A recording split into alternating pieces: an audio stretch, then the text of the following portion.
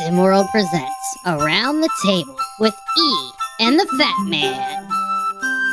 What's up, everybody? It's me, it's the B.O.B., and I am here with my man, E. How are you doing today?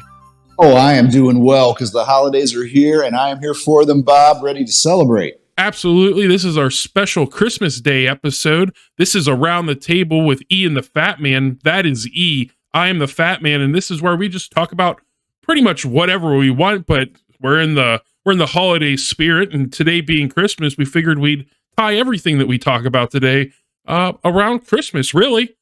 Yep. And you know, Christmas, actually at this point, I almost associate it with NBA basketball. The NBA has done a great job of turning Christmas into their own holiday.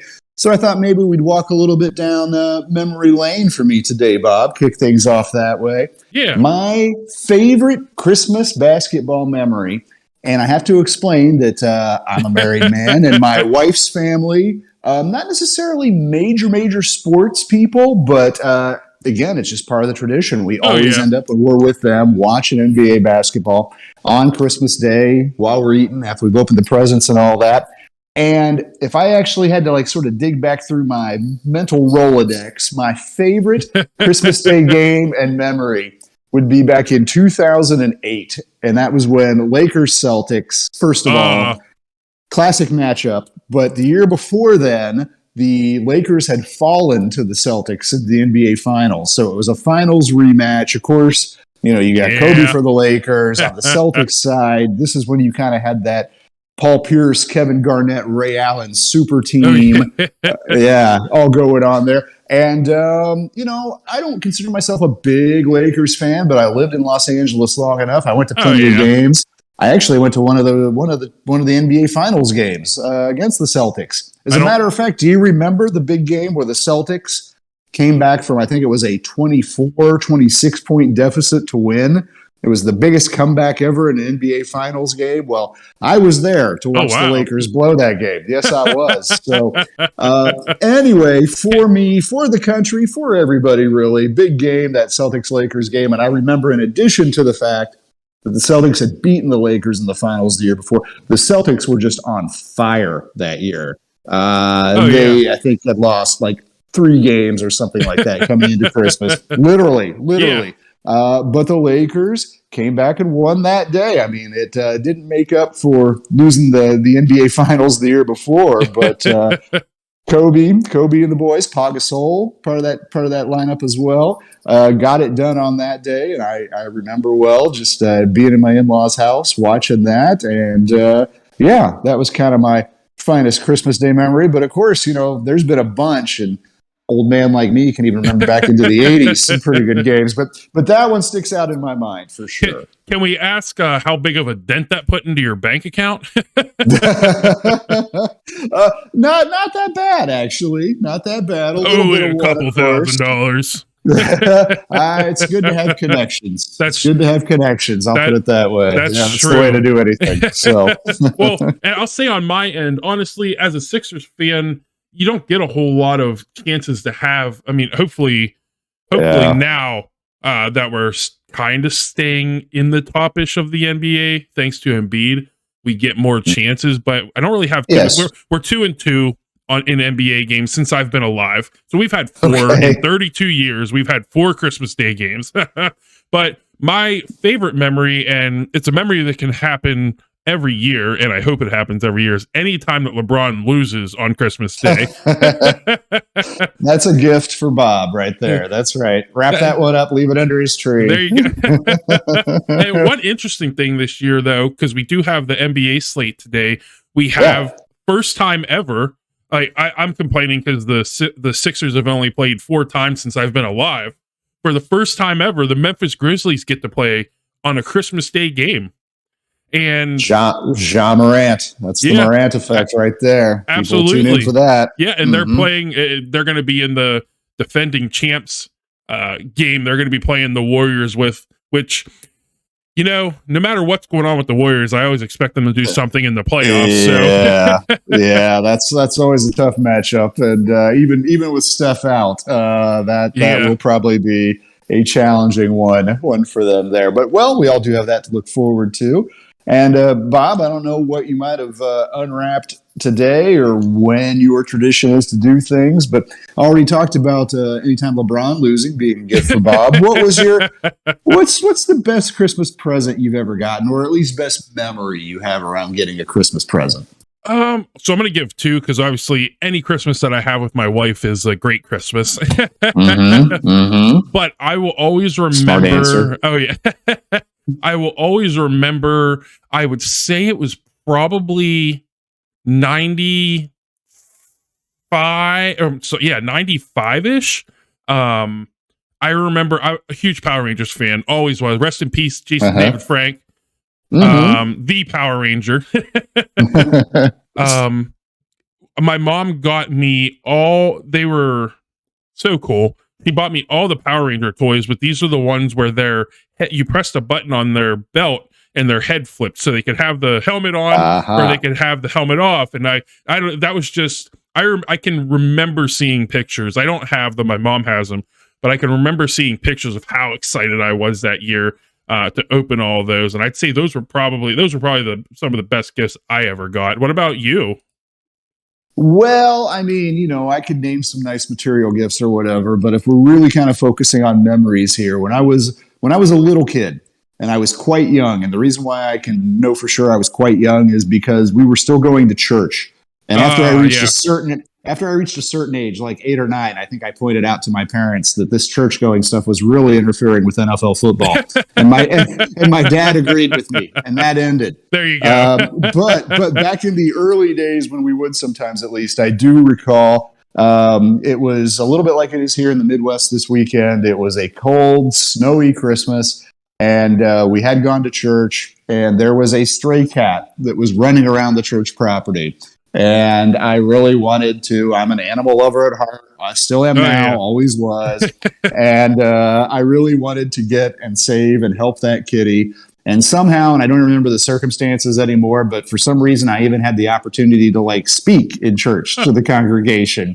And I worked in my desire to have and save that stray cat and put a lot of pressure on my parents in doing so.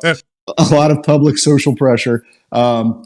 So anyway, yes, they did manage to corral, and we did bring home Kitty, who became my kitty for several years before she passed away. So yes, that sticks out in my mind. So that was a nice little gift for me and a nice memory I still have to this day. Yeah, since you brought that up, it's funny that you brought that up, because I remember me and my wife, when we first moved to West Virginia, we had gone to, it was in the winter months for sure.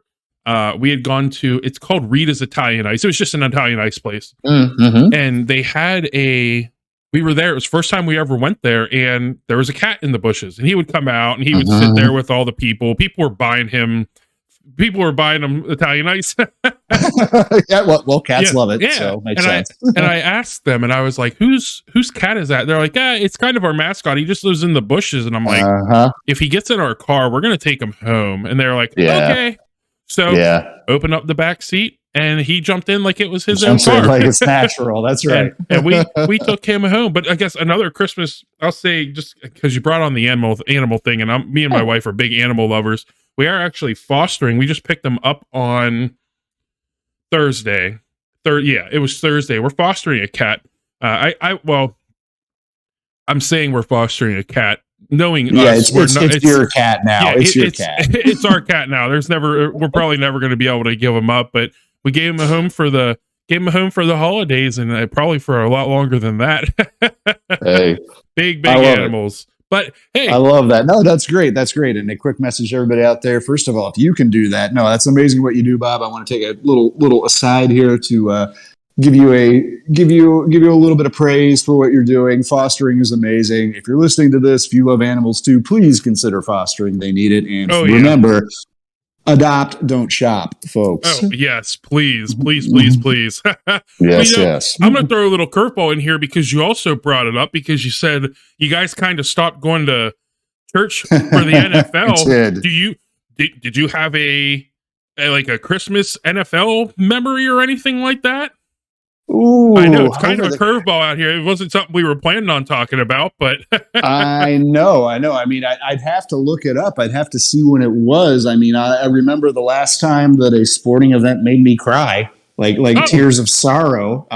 When that was, you're going to be too young for this, Bob, but there was a play called The Catch.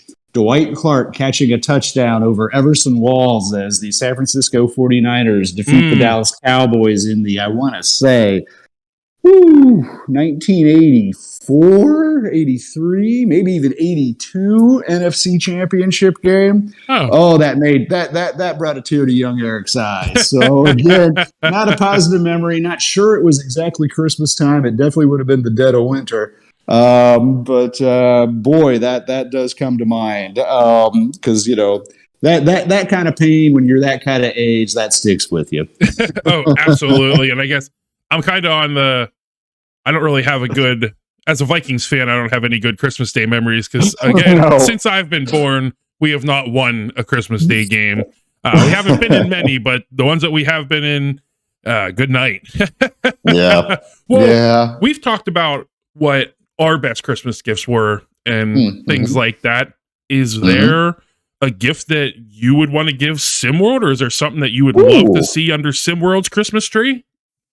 Well, I have been so excited to see all of these new people coming in. We got new coaches, we got new players. It's happening faster and furiouser, if that's a word, than I expected. Oh yeah, for sure.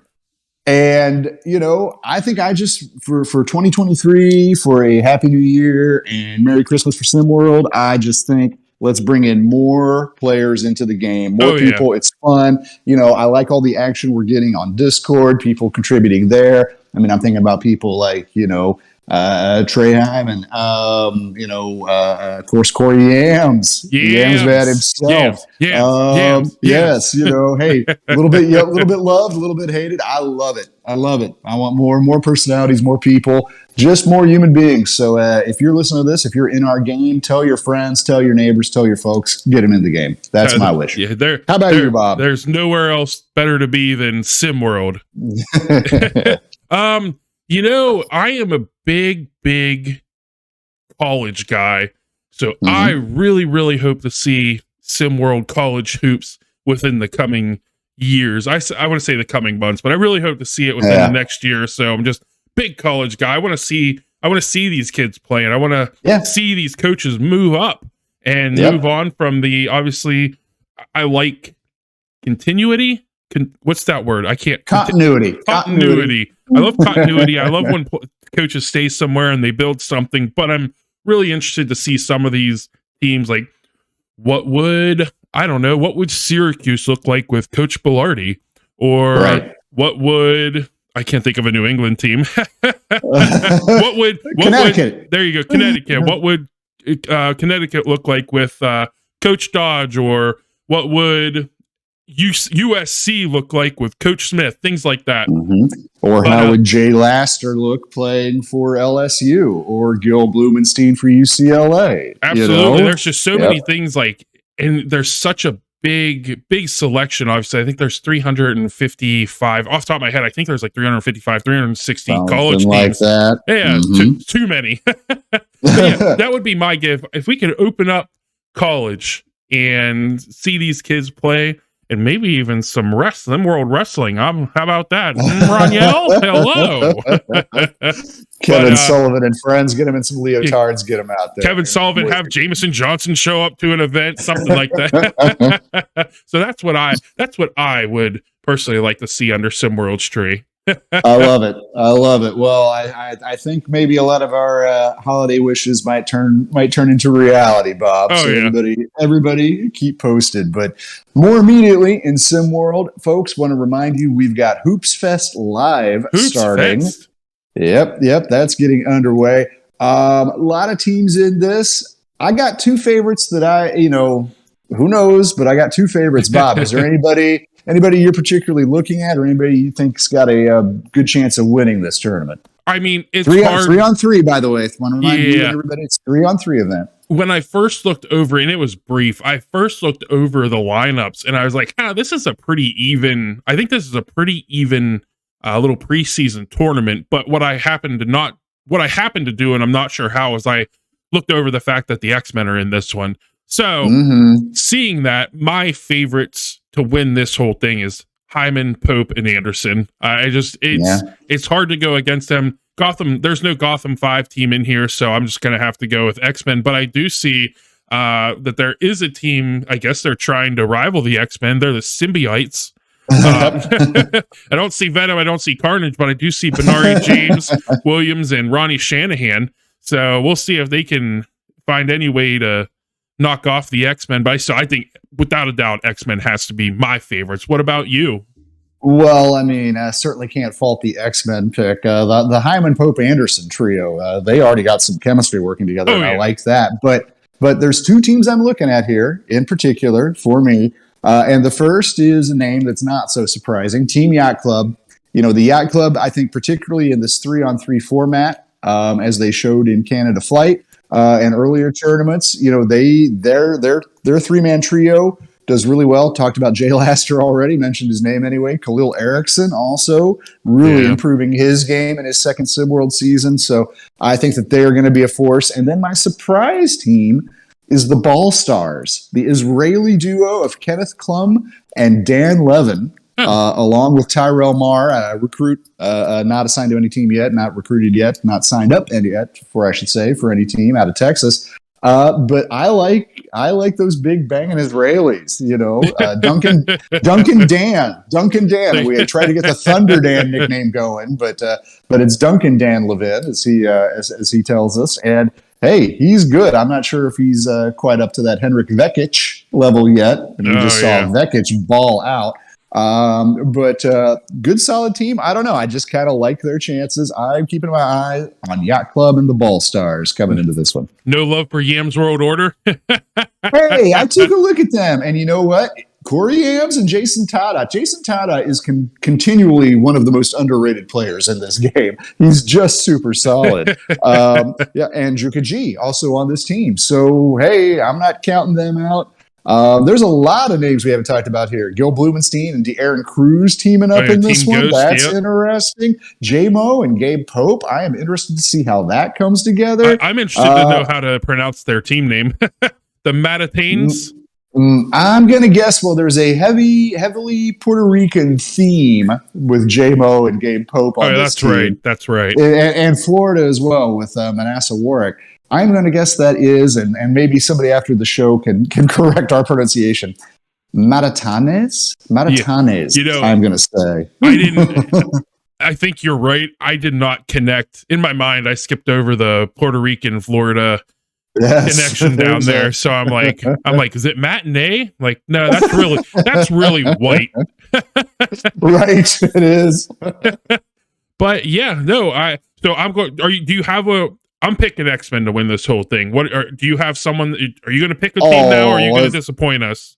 If I gotta pick one team, I'm going Yacht Club. Club. Yacht Club and X-Men, don't disappoint us.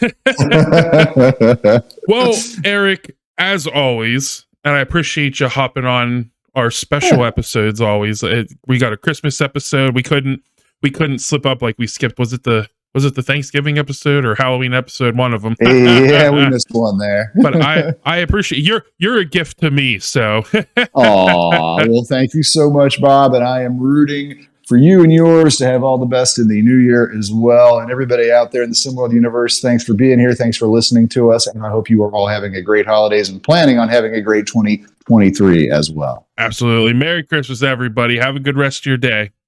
See you in the new year, folks.